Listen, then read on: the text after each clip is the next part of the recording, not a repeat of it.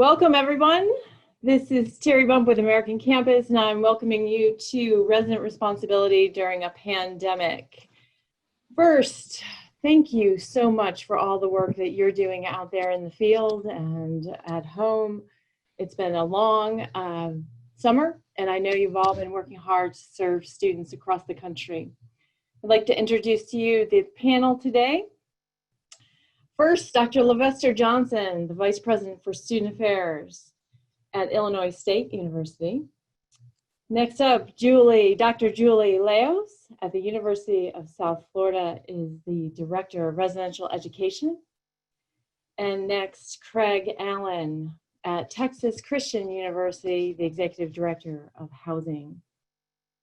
And Jason Wills from American Campus Communities, Senior Vice President. Jason, please start. Thank you, Terry. Before we move, Holly, do we have any housekeeping items we need to discuss before we get going? Sure, thanks, Jason. Really quickly, this program will be recorded, so if you missed it or someone on your team missed it, just know that it will be available for viewing after, pretty soon after the program. Another piece I just wanted to mention is that hopefully everyone sees the Q&A button on their Zoom menu. This is the way that you will offer questions for the panel, so please feel free to do that as we go along. And as a really quick tech check, I'm going to ask that everyone please use the raised hand function to let us know that everything's working on their end. Okay, so we see those coming in. It looks like everything's going well. That's great. All right, I'll pass it back to you, Jason. All right, thank you, Holly. In introduction, I must say that I've been really overwhelmed and impressed with all the different return to campus plans. And we wanted to share a few components of ours and at the same point in time discuss the most important piece, which is resident responsibility. At the end of the day, everything that we're doing really sets a platform and communicates a message, but the most important piece is what the residents themselves are doing. And so as we get going, we wanted to ask a question, specifically, what is the area of greatest concern that you're dealing with for the upcoming term? Go ahead and answer that. And I'm going to jump into the program and we'll look at the answers in a moment. The program that was developed was a 4-point plan. It began with awareness, which is kind of the most important piece, and that is through a touch point analysis process. And then it went into policies and procedures, resident participation, and of course, education. I can see that the poll has to be addressed, or I can't move my slide. There we go. All right. The touch point analysis process that we used, you can see here we have a community center at a community. We're going to focus in on one specific area, and that's the bottom right area. It's actually the Academic Success Center. And the process that we went through was to really identify every single touch point. And that means doorknobs, light switches, AV controls, things that have handles, things that have control or work surfaces. And once we identified them, we went through a process to mitigate them. And the first mitigation was, could we actually remove items? So could we replace a door handle with a foot pole or use a lidless trash can, put in motion sensors? And you can reduce a few by doing that. And then the second thing we did is we actually looked at antimicrobial surfaces. And in these cases, it's a slip cover you can put on a door, or you could put it on a handle. We're actually using these on elevator buttons now. They last for about 3 months. And you have to replace them, but what happens is the light hits them and it generates an antimicrobial reaction that kills the pathogens. And I'll get to the results in a bit and show you how this affected the numbers. But then it comes down to kind of the most important piece, which is all of these surfaces that were difficult to mitigate. And so in those cases, it really came down to providing disinfectant wipes or providing places to sanitize your hands. Yes, you're going to have to touch this surface, but can you do it in a way that, that you can actually clean the surface before and after or wash your hands? And then the last thing is, wherever possible, we wanted to focus on reminding residents of the policies. In every room and every amenity, we had a policy sign and then reinforcement signs around the area. And so this has been very effective, and this is what we're really proud of. We eliminated 1,700 touch points in the first process, and this is 200 different communities. We use the overlays on 75,000 different touch point surfaces. And then lastly, we're installing 1,500 sanitizing stations and 1,000 wipe dispensers. And so by going through that process, what ends up happening is we do start looking to the residents themselves. Another component of what we've done, we took the ACC cleaning protocols, talked to our folks at Lysol and had them review everything with a whole new perspective toward the pandemic. And so they not only went through the products that we were using, they made sure we're using it in the right place and then ultimately for the right dwell time. And so that has been really helpful. And at this point in time, they're helping us with outreach to students as well. So as we move forward, we've been focusing on the team member education and communication. I have to say, it's really fun to see people figure these things out and get excited about them. The policies and procedures that have changed and really being able to communicate those again and again. And the move-in guidelines and readiness. I kind of love this video, so I felt like we had to show it. And part of what we're doing with Lysol is when a room has been prepared, there's actually a seal that is placed on it that is not broken until the residents show up. And so that's on the bedroom doors as well as the unit doors. And then we get into kind of this other component, and I felt like it was important to actually ask this group in talking about the discussion itself, if COVID has revised the animal house myth. And the animal house myth has always, to me, been you shouldn't provide students new or modern accommodations or nice accommodations because they won't take care of them. And now in the media and in a lot of the national discussions, we hear a lot of things that is saying, you know, students aren't up to the task. They're not able to maintain themselves. And I always hear people talk about their own behavior in that context. And what I have discovered, and I think most of you would agree, is that Generation Z is conscientious, they're collaborative, they're very academically focused, and I think they're very aware of their responsibilities. And when we started looking at the program that was going to be speaking to them, we kind of broke it into pieces. And the first one is create a daily awareness of their own situation, their own health. And then secondly, set expectations. There's new norms. The expectations need to be individual as well as set at a community level. We wanted to really encourage a dialogue. We wanted our students to talk to each other, to talk to their roommates, to talk to their parents, so that no one's out there in a vacuum. And then lastly, really remind and reinforce students of what is going on. And so, you know, the approach that we have taken has kind of followed that path. And so that's the very quick summary. And I wanted to kind of move over to LJ. LJ has got his own program in place. You guys started moving students in last week, and you probably continue to move them in today. What measures have you and your team taken to engage residents and promote responsible behavior?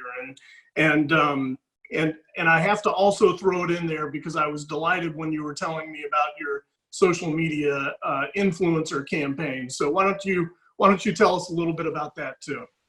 All right. Well, thanks, Jason. Glad to share information on that. And again, at Illinois State University, just like most of our campuses and so forth, we had a lot of folks who were working over the summer, right, in teams or in work groups in order to prepare for the academic year, right? So we feel that we are prepared to start the academic year, and we strung out the move-in process from a typical 3-day operation to now 10 days. And guess what?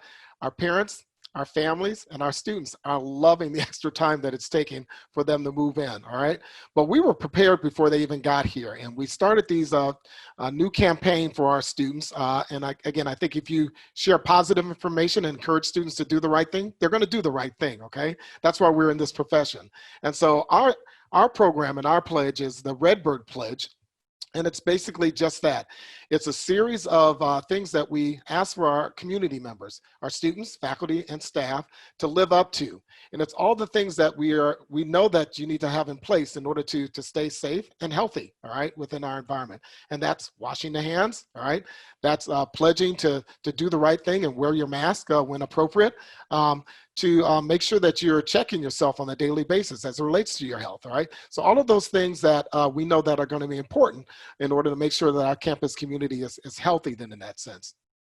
To take it another step forward, we actually have a program in place through Student Affairs where we have what we call social media influencers. And those are students who represent different aspects of the collegiate experience. Some are student athletes. Some are students who are very much into diversity and inclusion. Some are resident assistants, okay? But these students we partner with, and what they do is they promote some of the information that we wish to push out to students, education-wise and otherwise, socially and otherwise, to the campus community. So we've involved these students in a series of videos and information pieces, everything from what to expect is what we call them. So what to expect when you come to the residence halls, what to expect when you come to dining services, what to expect if you're going through health services or going and utilizing the recreation facility on campus, all right?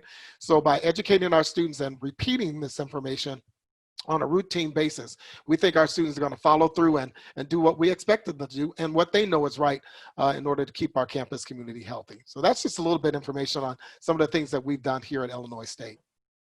Very nice. Thank you, LJ. So Julie, I was delighted to watch your Stop the Spread video, and you had mentioned to me that you guys were creating and shaping environments where students can be successful. I think you even mentioned an outdoor rec center. What have you guys been doing? And then also, how have you been able to maintain a commitment to your resident curriculum at this point in time?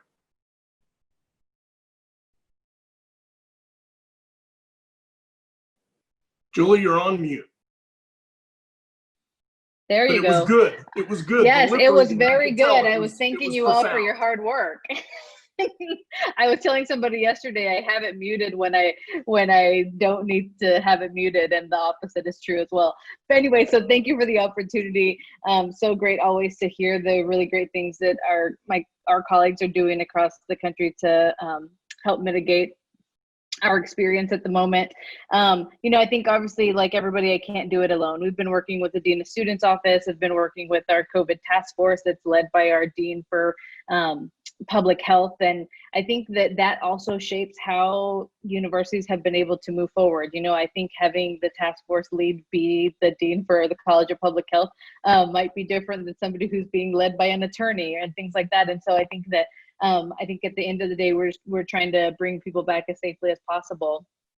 And in residential education, since this started back in March, our motto has been, just because we are remote doesn't mean we can't stay connected. And I think it stays to your point about how we're trying to stay committed to our residential curriculum and how we help students be successful in the end. One of the things that I have been thinking about lately is how, as housing professionals, we have for the past, I don't know how long, been trying to share the message that we are more than just a place to sleep. We fought the D word, dorm, for so long about that we are more than just a place to sleep. And then when things got hard, many of us said, well, maybe we are just a place to sleep. And we're not.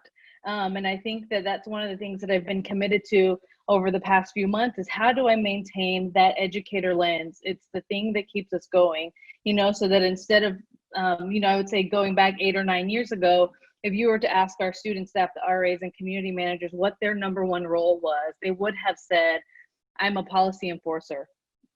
And we fought long and hard to make sure that that is not what they were. We needed community builders. We needed people who are going to help us to help them. And we're staying committed to that. And one of the things that I want to make sure happened over the course of the next few months is that we don't lose track of what those goals are, right? That we can stay committed to the goals, but that our strategies can look different.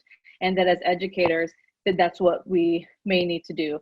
As LJ was saying, and Jason as well, educating through signage, educating through videos to kind of shape the experience, and also using peers is a really important part of this. And I think what's hard, and LJ might attest to this because your staff is back as well, is how do we get our student staff to be the role models in that, and to educate versus, you know, what is the process for a documentation. And that whole conversation is very difficult. But I think if we can stay committed to what matters, communication, talking with folks, that we can stay on the cutting edge of what it means to use technology to our favor. I think that that's what's going to be. One last thing is that we're trying to work through with the university, what does it look like to be outside, right? And how do you shape the ecology of a campus that has been shaping itself for the past 30, 40, 50, 100 years? And that is a big task to kind of ask a campus to do in 6 months, but man, are folks doing it. So that's the next goal. And I'm just proud of all of our teams and looking forward to see what comes of it. I have to say, in watching the video that your staff put together, I thought to myself, this has to be a case where the staff has risen to the occasion. They looked like they were having so much fun, and I just feel like you're going to have a great team in place this year. Absolutely. I do. I am very lucky. Awesome. So, Craig, TCU has such a strong culture and such strong visible traditions. What have you guys been doing to maintain the connections to the TCU culture? Great question, Jason. Can everybody hear me okay? I want to thank you all at ACC, and I apologize, folks. I'm coming to you from the deep beneath our stadium as we have move-in headquarters here happening, and move-ins right outside a door out there. And I ran in, thrilled to be able to join you all. Craig, it looks really authentic. Thank you. It is authentic. I couldn't get this background if I tried. So in any event, yeah, you know, if you've been to our campus, much like a lot of campuses, I mean, we ooze purple everywhere. So it just made a lot of sense. Protect the Purple Pledge. Our Horn Frog, you know, the hand signs everybody loves, and that's been up. And I think one of the things I've shared and was shared with me is that as important as all of our strategies and our plans were, we knew that the institutional culture, or culture in general, eats strategy for lunch, and that we had to use what was positive about our culture, the deep sense of pride in the institution, pride in the purple pride in being a Horned Frog, and we had to take that and extend that into our healthy campus and the Protect the Purple Pledge. And so we started with RA training, much like a lot of folks, and you know, kind of instructing them that this is the new norm. This is what it means to be a frog, you know, and wearing the mask, face covering, if you prefer that language, and social distancing, and new ways to kind of high five and, you know, greet each other that don't involve the, you know, the handshake or hug, which that's hard for, you know, res life. A lot of us are huggers, and that was noticeably challenging for some of our staff not to want to run up and hug each other. And some did, I think, brief hugs with the face covering we found was acceptable. But really building the culture, again, you know, taking what we know is already a strong part of who we are, and then fitting that in with the safety measures that we need students to get on board with. And the thinking is that, or the hope is that if we can quickly shift the culture to where it becomes the norm to do these things, then that gives us a fighting chance to stay open. And that's what we all want. And Craig, one of the things that we had discussed in promoting responsibility with residents was creating a daily awareness of their own situation. And many of the universities that we've been talking to have a daily checklist. You have something a little bit different. It is the daily pulse. Can you tell us about that? Well, so we started that with our RA staff during training, where we did a daily pulse where we just asked them, how are they feeling? What are they nervous about, anxious about? Would they like someone to talk to them? And what more might they need? What support, what information? And that was really helpful during training, because it also gave us, I think, what we might see with students, a pretty accurate reflection that a lot of them were kind of nervous and unsure. And a lot of them were, you know, concerned about what is this going to mean for the full fall semester, and how do we do all that we are asked to do? Things you see always in training, but now it was specifically geared to the COVID-19. And so that daily pulse was really helpful. And I don't know how we'll try to replicate that with students, but in staff training, very, very helpful for us to every day to touch base with students and let them know we wanted to know how they were doing. Great. I think, Holly, can we go ahead and see the results from our first question? All right, students following health guidelines. So that really is a great transition to the next question. I want to ask this group, knowing your student body and understanding that there will be outliers, there's always outliers, is your student body up to the task of safely navigating campus life in a pandemic? And more importantly, how are you going to maintain it? You know, I think we all feel comfortable. We've got 2 weeks to 30 days of this, but how do you maintain it for a full semester? Anyone? I'll go ahead and take a stab at it. I think you have to think about, okay, and anticipate. So where are those areas and where are those places where students are going to be getting those mixed messages, right? So we can do all the things that we want to do within our own campus community, within our residential environments, within the programming, virtual and otherwise, that we put on for our students. But if you have a vibrant off-campus like life around your campus and so forth, somehow, some way, you're gonna have to address that too, right? One of the things that we have done here within the Bloomington Normal community, and specifically Normal, which is where the university is located, we met throughout the summer with the mayor of Normal, as well as the city manager, the chief of police for the town of Normal, as well as then with our university president, myself, my dean of students, and so forth. And we had discussions about, all right, how are we going to mitigate and how are we going to address student behavior and convince them to do the right thing off campus as well, okay? So we came up with some great collaborations in order to share some of the same marketing and information materials that we have for our campus community with local landlords, all right, and businesses, as well as then partnering with, again, their police force and our police force as it relates to enforcement and encouraging folks to do the right thing. All right, so I think you have to make sure you think about all those boundaries and all those other avenues by which students are influenced and where they and those things that affect their behavior. So I think through that, we're very excited about this upcoming semester and this year.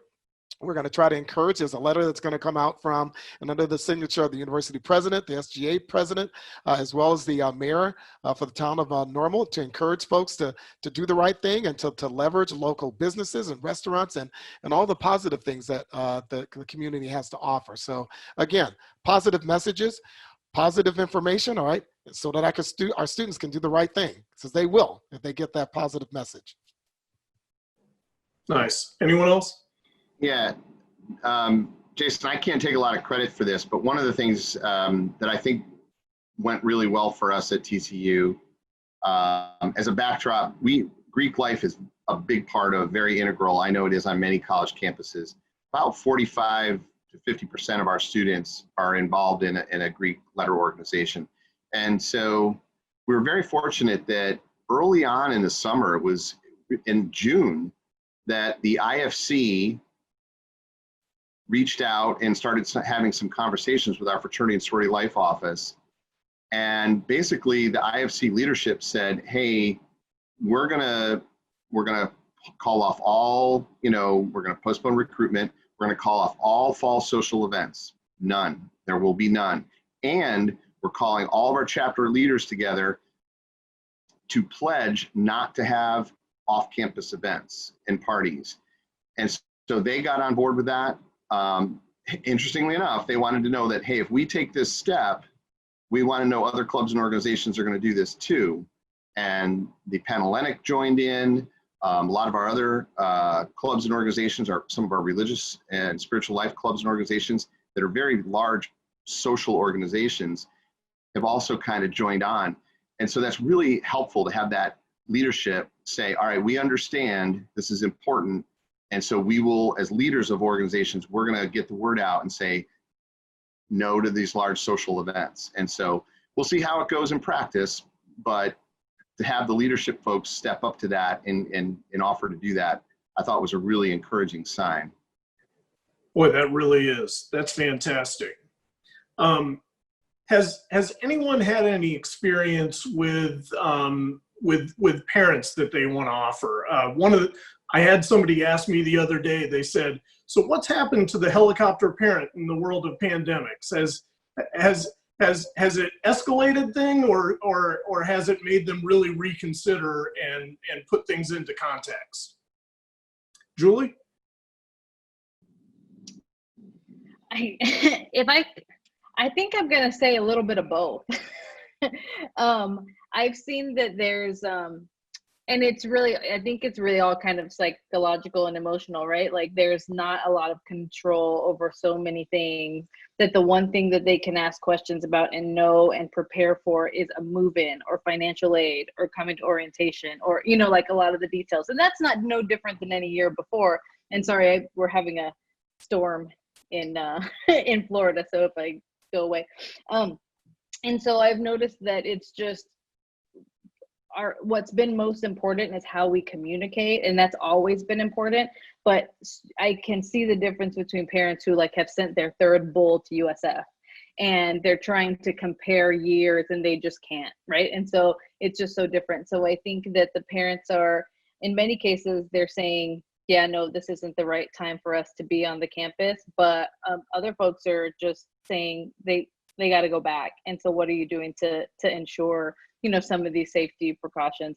I've also seen families that are basically saying, hey, colleges and universities are doing as good as the best job that they can. Like, do you live in this country and in this world? You know, so we're seeing all angles of it. But yeah, there's still worry. I imagine that's not going to change. I was actually kind of along the lines of what Craig was saying. I was pleasantly surprised to see in the spring a lot of our RAs and a lot of our staff responding by saying, it's not really about us. Like, don't be worried about us. They expressed their concern for the communities, for the surrounding college retailers, and kind of put together programs to really support the communities they're in, and candidly made me feel made me feel like I was focusing on the wrong things. I wanted to get behind and support what they were doing. Any other examples of leadership or initiative that you've seen with students kind of rising to the occasion? I'd just like to put it out there that, again, this whole parent and student dynamic and so forth, if there's one thing I think that we have seen is that our students still have a major voice as it relates to that family decision to come back to college. I mean, again, you know, here we're sitting during the summer and we're worrying about, is enrollment going to remain steady? How deep is going to, you know, go down and so forth? You know, we're expecting typically, you know, 21,000 students, and we're worried, is it going to be 18? Is it going to be 17? You know, and again, it was the students who basically said, Mom, Dad, I want to go back. I need to go back. And whether that's, I don't care that the university is going to have their classes all online. If it's a residential campus, I want that experience. All right. So we're sitting here with 20,000 students that we're expecting, all right, to come back here.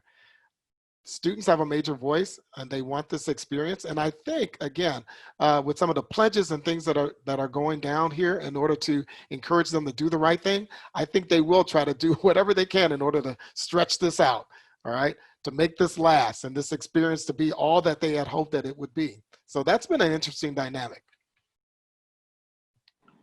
Yeah, Jason, Go ahead, Craig. I was just gonna say, I had kind of a fun one when you talk about students reaching out. So I had a student that I had met her freshman year, just by chance. Well, not by chance. She had a little conduct issue, but it got all worked out. Turns out she's a video blogger, which I guess they call vlogging. She has her own YouTube channel. Julie probably knows about this stuff. I'm older. But this young lady reached out to me over the summer and she's like, hey, you know, I'm doing something on back to school. Would you like to be a guest on my vlog? And I'm like, that sounds interesting. And so I thought it was kind of cool. And she said, you know, her thing was, you know, given all the uncertainty and anxiety, she's like, I'm trying to do something so that help parents and students be at ease about going back to school. So it was awesome.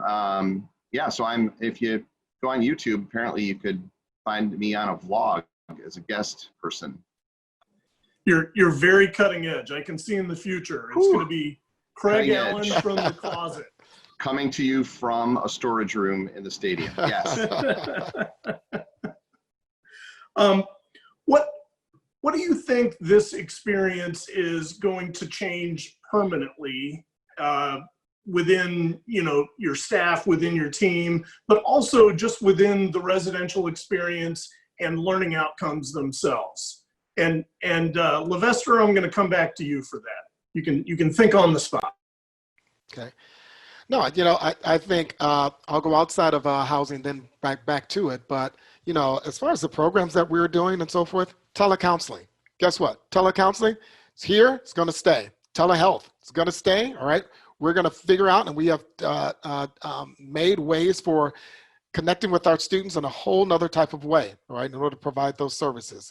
That's not going to go away. All right. It's a good thing. Our engagement and engaging students and campus communities via technology, that's going to stay. This will not probably be the last time we have to deal with a virus, right? So how can we engage campus communities leveraging technology within our residential environments, within student groups and organizations and so on, all right?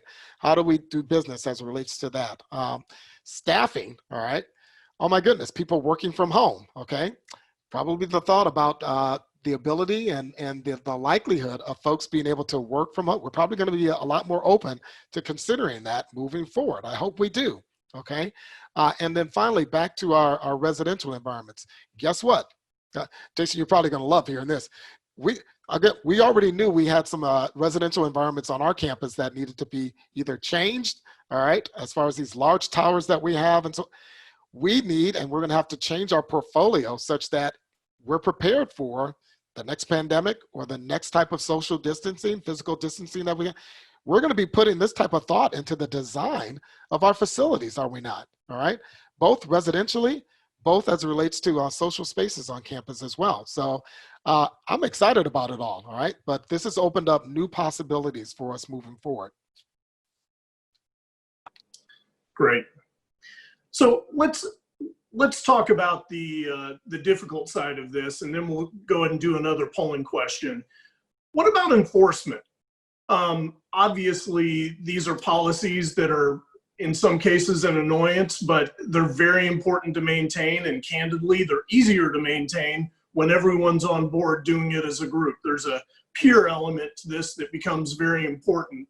How are you approaching enforcement, and how is enforcement measured against the actual issues? And I think Craig's example of the students stepping up and saying, we're not going to have these off-campus parties is important, but if you're not having that, how are you maintaining that level of consistency with the program? And Julie, why don't you jump in on this? I got the hard one. You know, I think over the summer we had residents on campus, and you know, we had less education about it because we were still trying to work it out, but we still had people here. And what I found is that most of the students did what they were supposed to do. They stayed inside, they wore their face coverings, they stayed away from one another. And we also had some we tried to have in-person classes in the summer just to kind of test it. What are students going to be like? Is it going to be okay? And we had zero problems with folks that were in classrooms and not wanting to do it. That doesn't mean the fall that's going to be the case. But what I believe is that the folks that are coming to campus know what, at least I believe that we've given them enough information to know what the campus is going to be like. Will there be the outliers? Absolutely. And from starting with education, being able to, we're trying to teach the staff not to be the hall monitors, but to be the educators of the process, right? Like, how long do you want to be here? Because this space can only have 3 people. What is the alternative of where folks can go and how they can engage with one another at a safe distance? So we do have the student conduct and ethical development office. Like, we obviously have like folks who are violating our isolation policies, or they are repeat offenders in areas where all over campus, that we'd be able to document that. And there are some serious consequences, especially if they're positive and in a space and putting others at danger, same way we would in any other, with any other situation. But I think it's a matter of just some teamwork with colleagues across campus and being able to give students the language, especially student staff members, about how to communicate this versus expecting that they're going to know how. Got it. LJ, how about you? No, I'd agree with a lot of that. Again, partnering and making sure that we've adjusted some of our conduct code and put in specific language as relates to following up on students wearing masks, and if there's an issue within our classrooms and so forth, what the protocol is for faculty to make notifications or to report those type of things. So you've got to have those type of systems in place.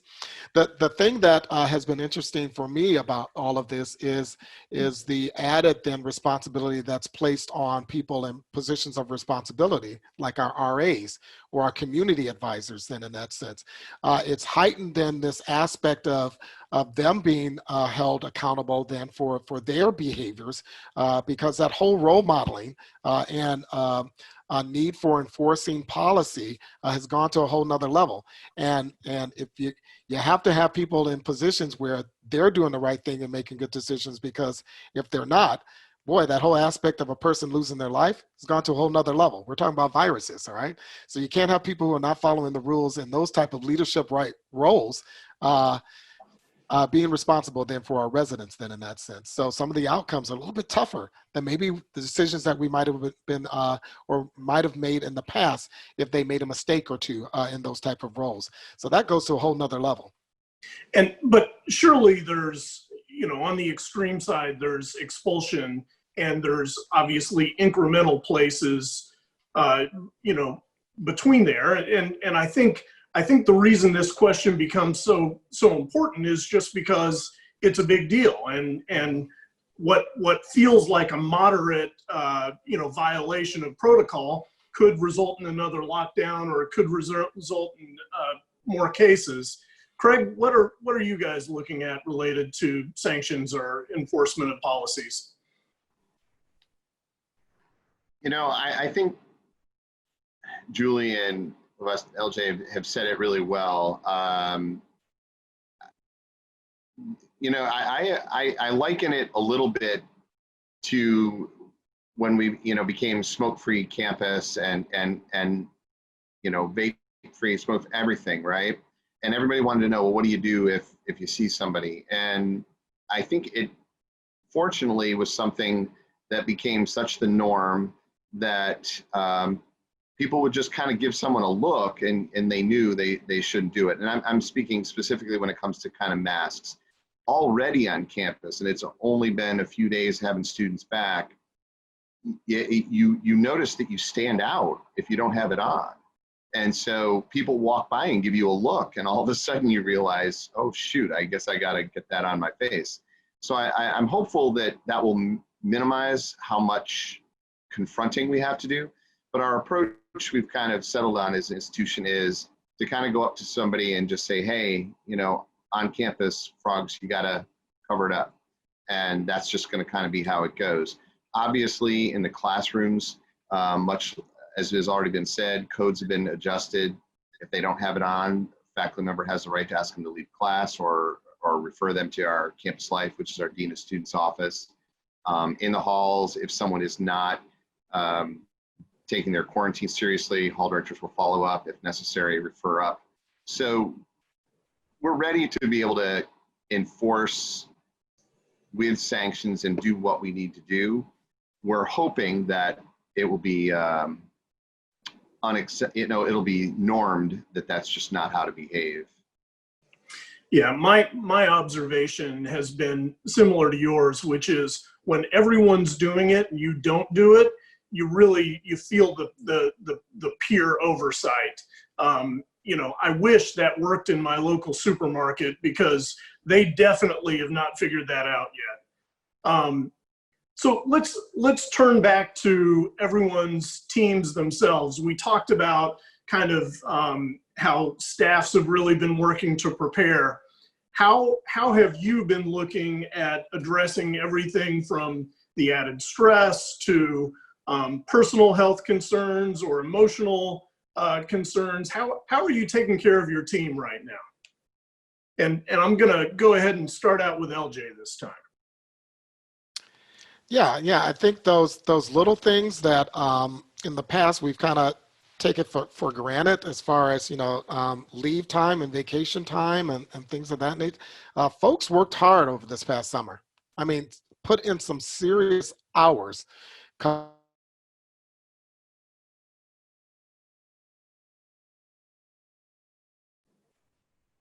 We may have lost you, LJ. Can you hear that? Okay. Hello. Oh, there he is. All right. He's Okay, back. kind of got lost. Not sure what happened there. Do you need to find a storage closet? Looks like that might work a lot better. But no, folks worked hard over the summer, developing the protocols and things that we came up with at the various areas and so forth. And literally there are staff who were saying that, no, I'm going to wait until like the school year gets started in order to take time. And I'm like, no, we need to have you healthy and well before we start classes and things of that nature. So encouraging people to take time for themselves, providing additional resources as it relates to mental health and counseling services for our staff, extremely important. The institution, we came up with some new avenues by which we can provide that type of support and care for our staff members. So making sure that that's out there. And then probably the thing that I think our staff has needed more than anything else, just like any community member would need, more and more information. You can't over communicate. What's going on? How are decisions being made? Okay. Why we made certain decisions. Okay. Why we're pivoting and going in a certain direction. That's extremely important, and to have that routine information being shared with the staff. I did that through memos to the entire division. Just updates that we provided. I just got, I'm working on my latest one now in order to thank everyone for what they've done up to this point and so forth, and to tell them about what we're about to do. But you got to provide that communication in order to put folks at ease or just understand what's going on. So I think that that's important. Absolutely. My observation has been that a lot of the staffs that were most involved in the planning process are the ones who feel confident and committed to it and everything else. And I think that the best processes that I've seen have been ones that have really been integrated at every level. Any thoughts on that, Julie or Craig? Yeah, I agree. I think the more that I was able to bring people together to the table to plan out some of the protocols was the best decision I probably could have made. So that we can provide very clear expectations about what is expected and what is not expected. And I think it's just true that even as leaders, our expectations changed. Like some of the things that we would have asked for before, we may not have asked for that. We're not going to ask for that again this year. And it's okay to kind of, I would always tell people anyways, like you got to be on your B game all the time, because your B game's pretty good. And because when we hit an emergency or something gets really hard, I need you at the 100%, right? Because if you're at 100% all the time and then and then something goes wrong and then you have to go 2 months, 3 months at 115, it's not going to be pretty. And so just kind of explaining some of those things about how to manage time and energy and emotions. And I think as a leader too, just understanding the university's policies is really important, because I think as housing professionals, we sometimes think that if we're not there, the things aren't going to happen. But if there are legitimate reasons that the university has deemed that perhaps you're going to work from home in a different way, or exposure to something might be more harmful to you, then just knowing that and being able to be flexible around what that means for the team. The staff's been working really hard, and they are tired. And so just giving them the time to, even if they're not going anywhere, to be home and not think about this for a little bit. We tried to do that over the past few months, and hopefully we'll get to a point where we can do that again. Nice. So we have a question that's come in, and somebody is asking, how is the RA and community advisor or hall director position changed in relation to COVID? And what are we doing to protect those individuals on the staff? So anyone? I can try it out. So I think I don't know that the job has changed. I think the how has changed, in terms of how do you meet with students, what do you need to meet for, what is it that we still have our safety and security processes, right? We still have our philosophy around wanting to help students and help them succeed and get to know who they are.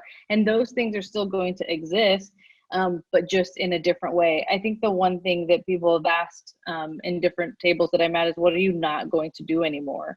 And I think what we're not going to do anymore has kind of been, it's clear what we're not doing anymore. We're not spending time on huge events. We're not spending money on huge events, but we're focusing our energy solely on making relationships with students, figuring out how to get to know them and getting them connected to the institution.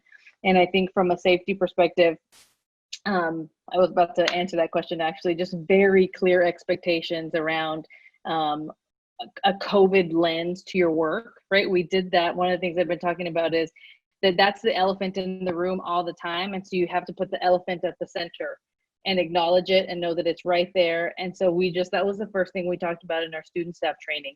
Here's where you have to know so that you don't have to worry about it in every single session moving forward, and then get help from medical professionals and our environmental health to teach them about proper PPE, etc. That's what I got. Yeah, that makes sense. And Craig, you obviously will be hiring fewer huggers this year. Any new changes to positions that you're seeing with your team?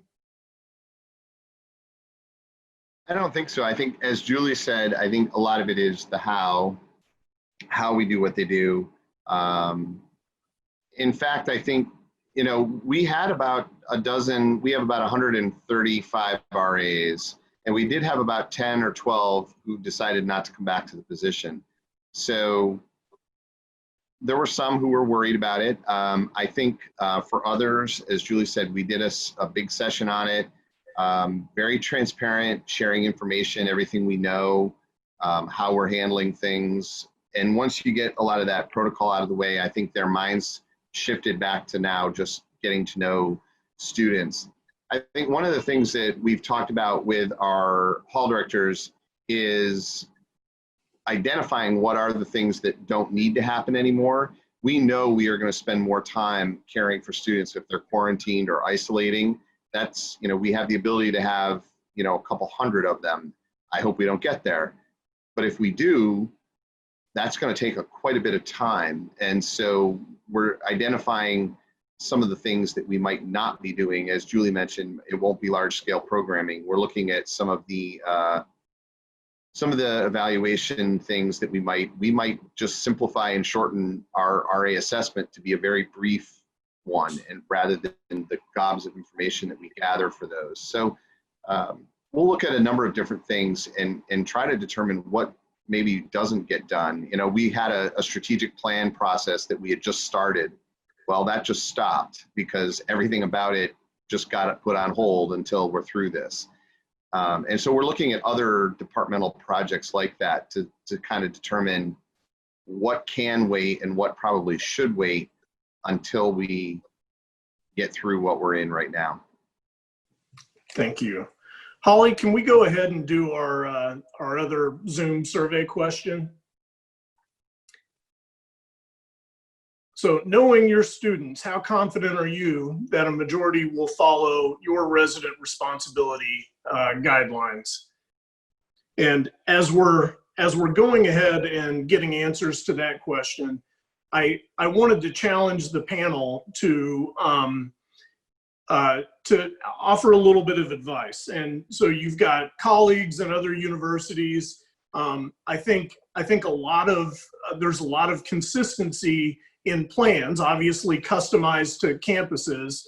But we have heard some really innovative ideas come up, and I would love for you guys to share advice to somebody in your position or a colleague on things that you guys are doing that may be unique to your program and your group. So before we do that, let's go ahead and take a look at the results of the polling question. So we've got a somewhat confident group here. I love the folks who are in the top 9%. You make me very excited. And I like that there is a majority in place that is confident. And so as kind of a final question, and I'm going to start out with LJ. What advice or what would you offer other folks in your position or other universities who are trying to figure out the best that your university has put together at this point? Well, again, not to be all nostalgic or anything like that, but I'm gonna start off again, Mr. Positivity here. We got this, you know. We are student affairs, we are university housing, you know, services, you know. Ever since we were established as a profession and as a career and so forth, all right, there are things that have come about societal wise and so forth that we've been challenged by within higher education. And guess what? Every single time we've risen to the occasion, all right? Because why? That's what we do, right? When something goes wrong on our campus communities or something needs to be shifted, guess what? Who do they turn to? Student affairs, all right? And our various departments and areas by which we get work done, okay? So I feel we got this. We talked about it's always about the how we do it. And so we will figure it out. We will be creative in doing so. One of the things that, again, I don't know that it's unique, but one of the things that I would encourage everyone to always do, and that's to rely on our students. Again, they are bread and butter. They kind of know things that and see things sometimes that we don't see right away, but it helps us provide some insight for us as it relates to whether it's student behavior, whether it's meeting their needs and so forth. We're very proud of our social media influencer program here. We're gonna lean on that. We're gonna leverage that, all right? Students communicating to students, okay? That's how we're gonna best fight this, and I think get through this, okay? And I think if we do that, we're gonna hopefully drag this out. We're trying to get to Thanksgiving. I don't know if the rest of you have those programs where you're sending folks home to. We're trying to get to Thanksgiving, folks, okay? So we're gonna try to make it there, all right? So that's what it's about. And this is what I'm telling my student government folks, any students that I'm meeting with and so forth, us all working together to try to get to that promised land. Sorry if the Baptist minister is coming out at me right now, right? But to get to that promised land in that sense, okay? That's the feedback I would have.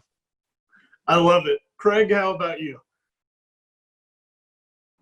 I don't know that anything terribly innovative or different than what most institutions, obviously, yes, using students, peer influence, the social organizations that we know students gravitate towards, helping them to communicate our message is important. I think that's something I'm happy about. I also, I'm kind of excited about, we bought 2,000 lawn chairs, and we're going to hand those out to freshmen because we think that a lot of them who are here, even though they're going to have 4 or 5 classes online, we're going to give them lawn chairs and tell them, go camp out and outside. Now, on our campus, wireless outside is pretty good. It's not always but they've actually gone through and done some enhancements on that. So we're hoping that, you know, we're going to try to encourage students to say, all right, the entire campus is now your classroom. So grab your lawn chair and go find a place where you're comfortable. We also bought a whole bunch of those blue glassy things, you know, that supposedly help you when you're staring at a screen. We're going to hand those out. So our giveaways have changed, but, you know, otherwise, we're going to learn from Julie Leos and what everybody else does. I love it. Julie, how about you? I think the new hashtag should be hashtag get to Thanksgiving, hashtag get your lawn chair. So there. Exactly. Love there that. There you go. There you go. You know, I believe that we have two ways to approach this. We can approach this from a pessimistic standpoint and think that our students won't rise to the occasion, or we can address it as if they will and set up an environment where they'll rise to it. And I think that you know your students best, and that's one of the things that will carry you far, is to know what they're going to listen to know the messages and the methods by which they have paid attention before, and use those to your advantage, because that's who your audience is. I would say one thing, I don't know if I'm going to drop it here in the chat to everybody if I can. I don't know if I can. I'll try to figure this out. All panelists and attendees. And it's a video that we made for welcome.